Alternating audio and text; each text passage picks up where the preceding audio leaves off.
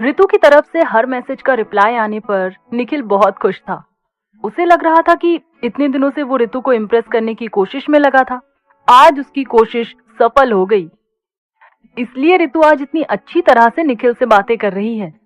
इधर पूजा प्रिया निखिल के मजे लिए जा रही थी और ऋतु उन दोनों को इग्नोर करती हुई अपनी पढ़ाई में लगी थी।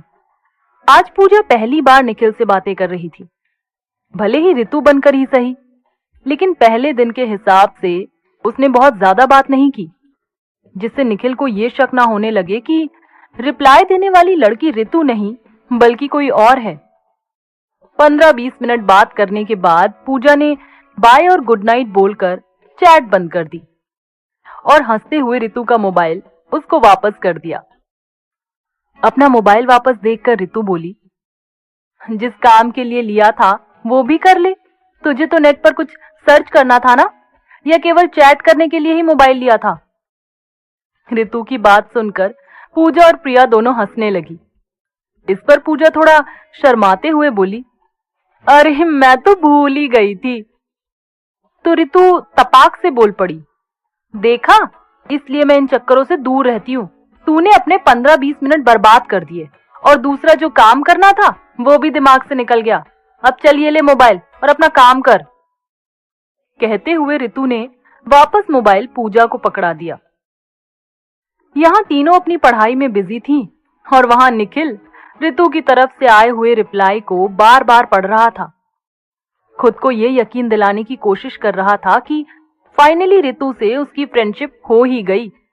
आज तक ऋतु ने निखिल से जो भी बात की वो सारी पढ़ाई से रिलेटेड होती थी।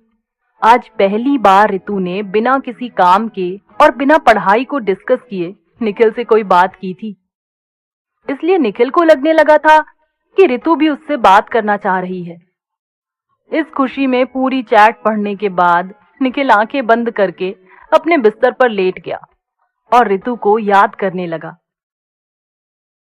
जब संडे को ऋतु और साहिल के साथ निखिल रेस्टोरेंट गया था, तब उसने ऋतु को पहली बार इतने ध्यान से देखा था। निखिल को ऋतु का वही चेहरा याद आने लगा। उसके चेहरे पर वो क्यूट सी स्माइल, उसके गालों पर पड़ने वाले प्यारे से डिंपल और उसकी उम्मीद सी चमकती हुई आंखें। सब कुछ कितना अच्छा था। निखिल सोचने लगा, ऋतु इतनी अच्छी लगती है, मैंने उस पर पहले कभी ध्यान क्यों नहीं दिया? जब साहिल की एंगेजमेंट में गया था तब तो वो खुद से आकर बात कर रही थी, लेकिन तब मेरा ध्यान ही नहीं था उस पर। फिर खुद को ही समझाते हुए आगे सोचने लगा, तब तो पूरा ध्यान सौम्या के ऊपर ही था। अब सौम्या तो हो गई साहिल के साथ। वैसे भी मेरे लिए तो ऋतु ही सही है, सेम लाइन की भी है और स्मार्ट भी लगती है। अब निखिल को ऋतु हर मायने में अच्छी लगने लगी थी। ऋतु आने वाले समय में निखिल से कितना इम्प्रेस हो पाएगी ये तो उसे नहीं पता था, लेकिन निखिल जरूर ऋतु के ख्वाबों में खोने लगा था। दिन भर जब तक मोबाइल ऋतु के पास रहता तब तक ऋतु की तरफ से एक भी मैसेज निखिल को नहीं मिलता था। रात को जब भी ऋतु पढ़ने बैठती तब पूजा और प्रिया उसका मोबाइल लेकर निखिल को कोई ना कोई मैसेज जरूर भेज देती। जब 2-3 दिन लगातार ऐसे ही हुआ तो निखिल को भी हर रात ऋतु के मैसेज का इंतजार रहने लगा और इसी तरह निखिल अपने मन में ऋतु को इमेजिन करते हुए रोज ही बात करने लगा। इधर जब वीकेंड आया तो वैशाली के पापा के फ्रेंड भी अपनी फैमिली के साथ उनके घर पर आ गए। उनके आने से पहले सुबह से ही वैशाली थोड़ी टेंशन में तो थी कि पता नहीं ये 2 दिन कैसे निकलेंगे, और ऊपर से टेंशन ये भी थी कि उसने अभी तक विनय को कुछ भी नहीं बताया था। जब वैशाली के पापा अपने दोस्त की फैमिली को एयरपोर्ट से अपने घर लेकर आए तो सबसे पहले वैशाली का इंट्रोडक्शन उन्होंने ऋषभ से करवाया। वैशाली ने ऋषभ पर कुछ खास ध्यान नहीं दिया, बस एक फॉर्मल सी स्माइल देकर हेलो बोलकर चुपचाप खड़ी हो गई। लेकिन ऋषभ का पूरा ध्यान वैशाली पर ही था। वे लोग तो इंडिया आए भी इसी पर्पस से थे, इसलिए ऋषभ वैशाली के हर मूवमेंट को नोटिस कर रहा था। क्योंकि वैशाली को पसंद ना पसंद करने या अपने रिश्ते को आगे बढ़ाने का पूरा डिसीजन तो ऋषभ के पेरेंट्स ने उसके ऊपर ही छोड़ रखा था। ऋषभ को पहली नजर में तो वैशाली अच्छी लगी, वैशाली देखने में अच्छी लगती ही थी। अब बस उसे इन 2 दिनों में वैशाली को पूरी तरह ऑब्जर्व करना था, जिससे यहां से जाने से पहले वो अपना डिसीजन बता सके। फॉर्मल सी इंट्रोडक्शन के बाद ऋषभ अपने पेरेंट्स के साथ बैठकर चाय नाश्ता करने लगा। थोड़ी बहुत बातें करने के बाद वैशाली के पापा ने वैशाली से कहा, वैशाली, तुम ऋषभ को निखिल का कमरा दिखा दो।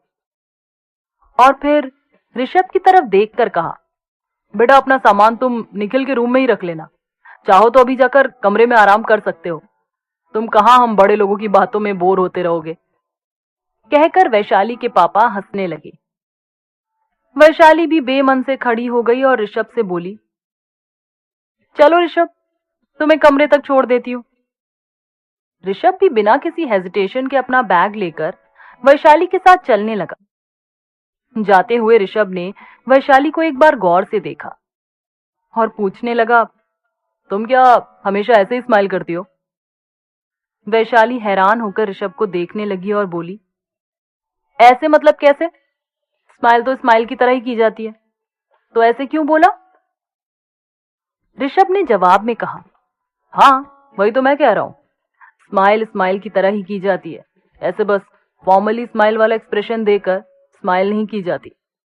इसलिए मैं पूछ रहा था, क्या तुम हमेशा ऐसी झूठी स्माइल ही देती हो या सच में कभी खुश होती हो? ऋषभ की बात सुनकर वैशाली के चेहरे पर मुस्कुराहट आ गई और वो ऋषभ को देखकर बोली, बिना किसी बात के मुस्कुराहट नहीं आती है। ऋषभ भी मुस्कुराते हुए कहने लगा, अब लग रही है ओरिजिनल वाली। ऋषभ को अभी वैशाली ने पहली बार इतने ध्यान से देखा था। खुश मिजाज सा ऋषभ हंसते हुए अपनी बातें कहे जा रहा था। देखने में भी काफी स्मार्ट था। जब ऋषभ का ध्यान वैशाली की आंखों पर गया, जो कि ऋषभ पर ही टिकी थी, तो वो फिर वैशाली को छेड़ते हुए बोला, अब इतने ध्यान से भी मत देखो, नजर लग जाएगी मुझे। ऋषभ की बातें सुनकर वैशाली ने अपनी नजरें उसके चेहरे से हटा ली।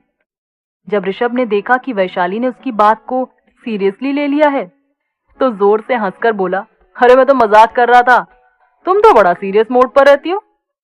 कहकर ऋषभ फिर हंसने लगा। वैशाली ऋषभ को देखकर सोचने लगी, ये तो बिल्कुल विनय जैसा लग रहा है। वही बात करने का अंदाज, वही हर बात में हंसना। अब वैशाली को ऋषभ के बारे में और जानने का मन करने लगा। क्या सच में ऋषभ विनय जैसा ही था या फिर ये वैशाली का वहम था?